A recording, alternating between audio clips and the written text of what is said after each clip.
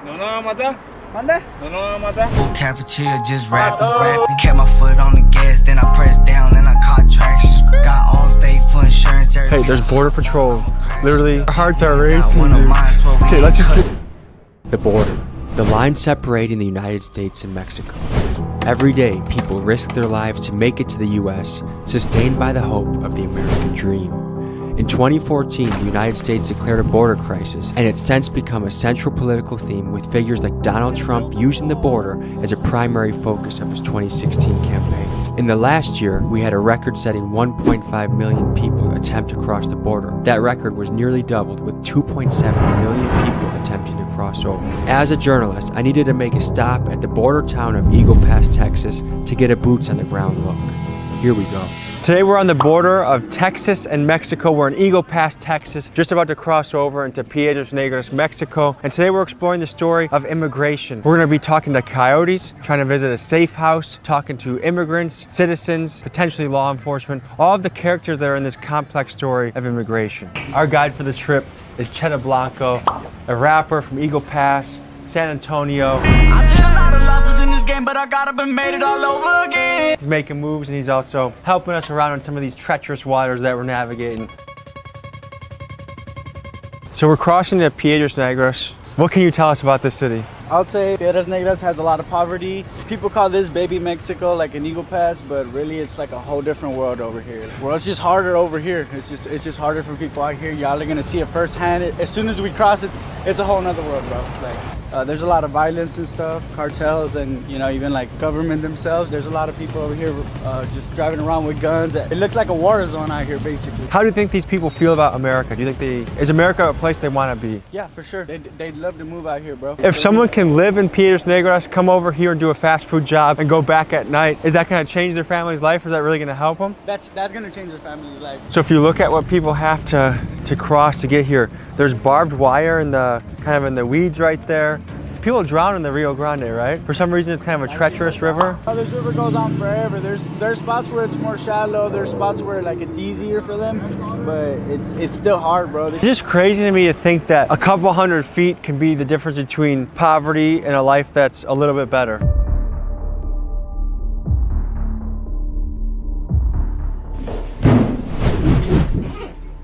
Keep calling back up. ¿Tiene que checar algo? Sí, sí, la cámara. No sé si tenga que pagar impuestos.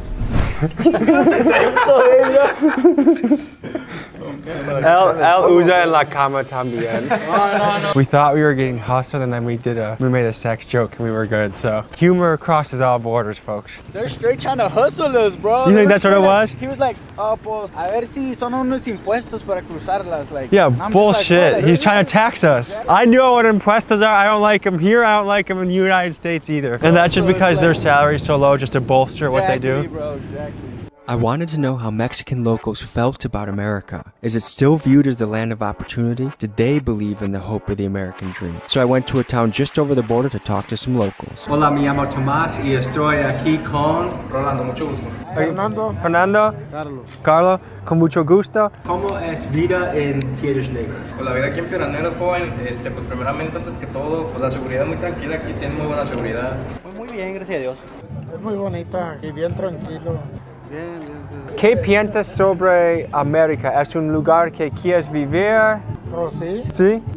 No quieres? No. ¿Piensas que hay más oportunidades ahí que aquí? Allá. ¿Por qué? Es mejor pagado, Allá hay más oportunidades que aquí. ¿Por la renta aquí? ¿Cuánto cuesta por mes? 2,000, 3,000 pesos. Bueno, yo ahí donde estoy ahorita es aquí en un hotel. Me cobran 500 pesos diarios. Inmigración ilegal es un viaje muy peligroso, ¿sí? ¿Conoces gente que hacen el viaje? Sí, tengo amigos ahorita que están en San Antonio, en Wisconsin. Wisconsin. Sí, soy de Wisconsin. Hay gente en Estados Unidos que piensa que Estados Unidos es el lugar muy peor el peor país y horrible. El peor país. No es cierto, porque yo trabajo de allá. ¿Qué es tu trabajo? Yo trabajo en una compañía de demolición. Sí. Es mucho más cara la vida aquí que allá con los salarios aquí.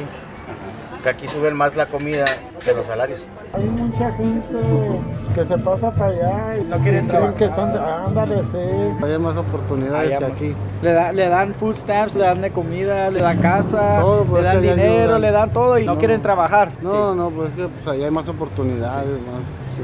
¿Tienes un mensaje para la gente? Que Dios me los cuide a los que estén allá y que le echen ganas en el trabajo. Salir adelante pues hay que trabajar, va, para que vean el resultado, echarle ganas. El mensaje es que todos tenemos que estar unidos para poder salir adelante, porque si no nos unimos entre todos nunca vamos a salir adelante.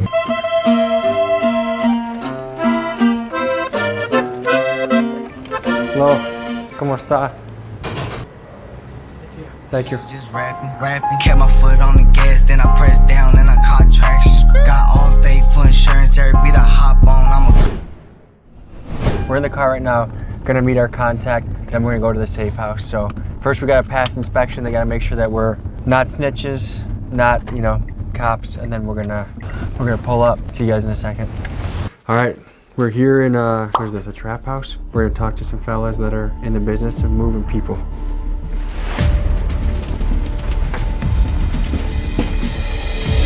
What's going on, big dog? Pero if only this fucking table was higher, right? So how would you describe yourself? What's your role or occupation? Money's a motivation, right? That describes me, money. Okay. What am I? Money. What part do you play in that story of immigration?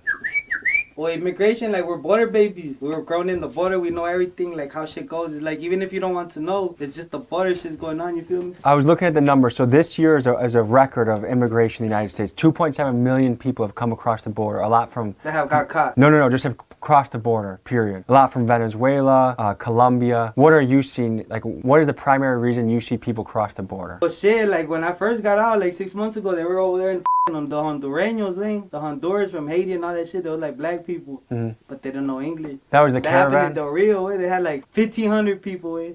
Right here in Quemado, they caught like 600-700, and that happens all the time, way. Like, What are people's primary motivation for coming here? What do they think they're going to find in the shit, United they're States? just not what they think. I could tell you that much, because niggas think it's sweet over here. It's different for them because, you know what I'm saying, like, they're already coming and they don't know what's out here. Like, they just know what their family tells them, what they see on TV, what they see on the news, you know. And they think, like, oh, I'm gonna go there and I'm gonna get rich. But it's not like a one-day thing, you know. The way it's supposed to be is like a week, you'll be where you're supposed to be. But the way it's set up right now, like, it's so fucked up. There's a lot of people stealing people, like, you know, doing weird shit. There's a lot of people that don't pick up, leave them stranded. How tough is the journey to get here? Let's say I was illegal, I was in Mexico. How do I go about getting here? Is it They say dangerous? if I was illegal and I was in Mexico and I knew what I knew now, I wouldn't even want to cross, fam. More struggle to get over here. Yes, way. It's so bitch full. Like, sometimes it's easy, yeah. Is it dangerous to come here? Like, is it a risky, scary, like, is it a journey that's... It's just the world itself is a dangerous place. You don't have to be in a certain location. Like, even in the richest parts, like, some shiesty shit could go down.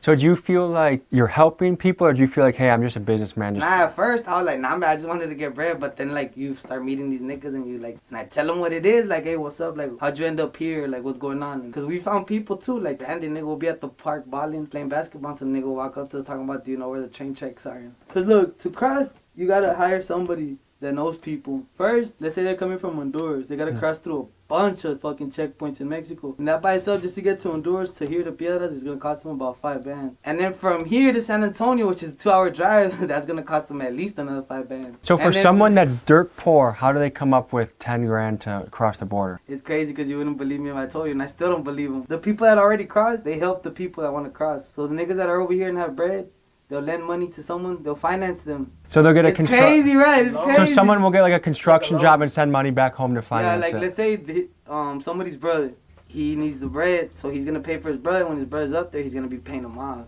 because they already have it lined up, where they already have a job and everything. Oh, what an American could do for them today is just drive from here up, right? So it depends, cause look, a lot of people do it for $1,000 each person. Wherever they want to go San up. Antonio or Houston.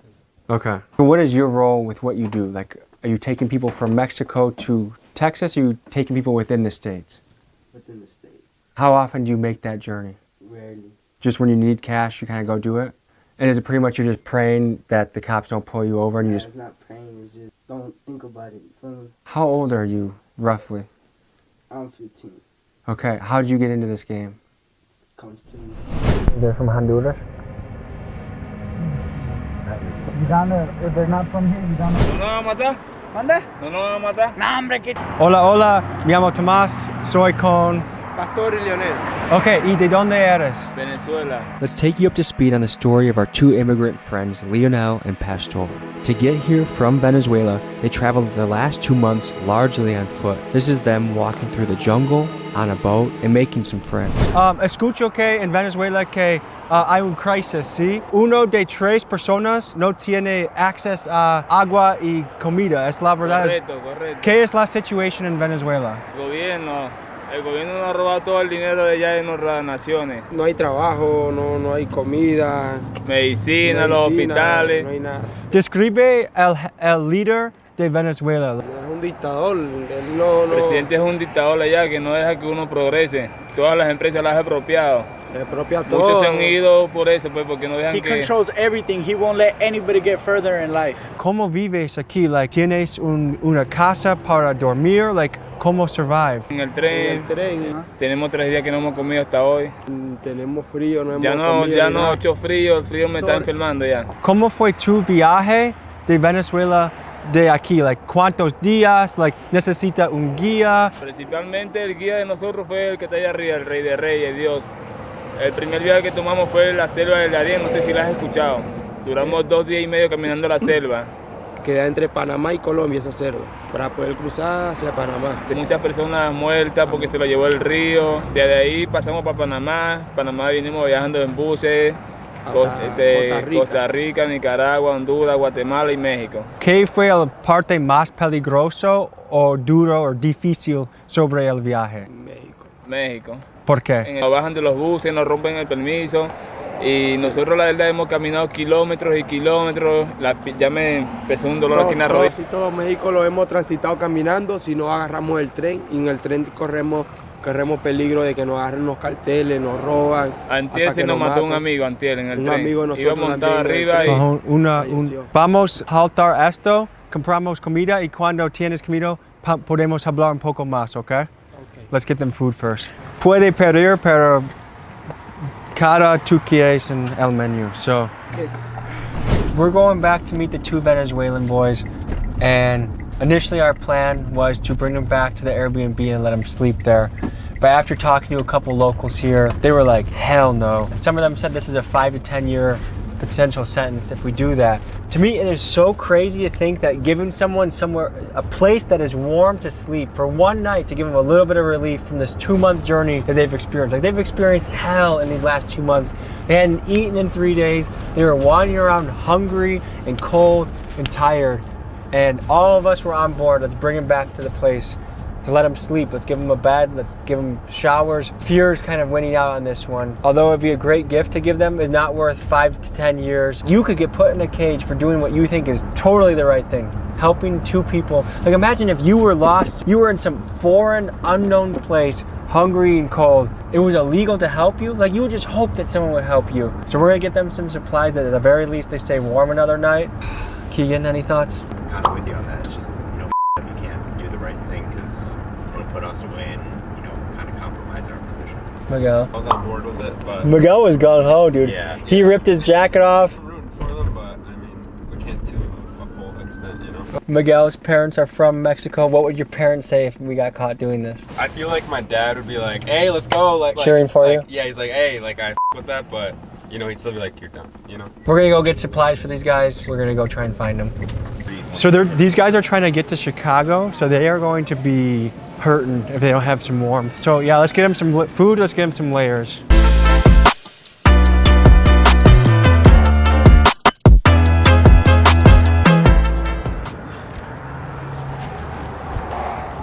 Y los metemos en el carro y nos vamos para otro lado y nos pescan. Son 5 o 10 años para todos los cabrones aquí. Mira, como quiera le compró comida, le compró algo para dormir. Quiero darte un lugar a dormir, pero es 10 años, so es muy loco que es un regla, pero tengo cosas para tú. Hey, there's border patrol.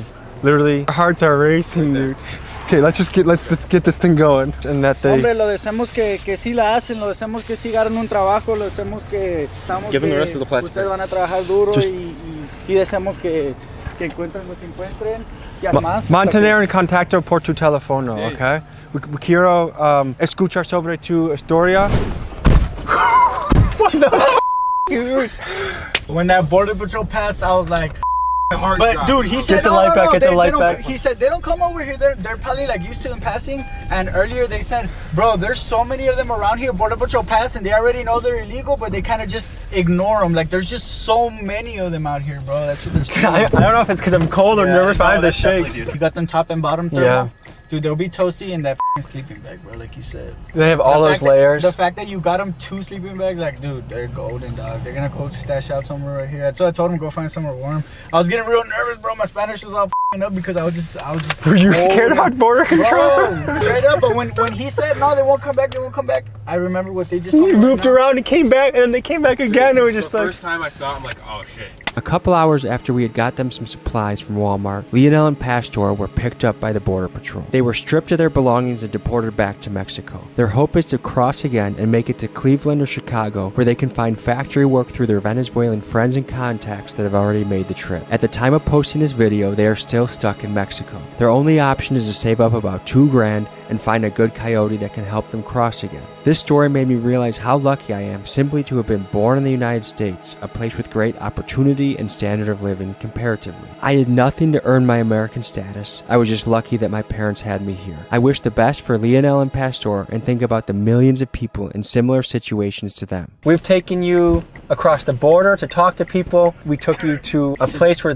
people transport, you know, we met some guys that transport folks, and now we met some actual immigrants. And so this is we might do a part 2 on this someday, because I think there's enough to do many stories on this. But thank you guys for watching. I'll see you next week. Flipping shit like the bitch need a makeover. They ain't never wanna believe in me. Now they watch as I take over. By the Sprite, then I pour the deuce in it. So nah, it ain't the same soul. Sip walk or I sip tech. Then I mix it with the Percocet. Niggas having all this fake smoke.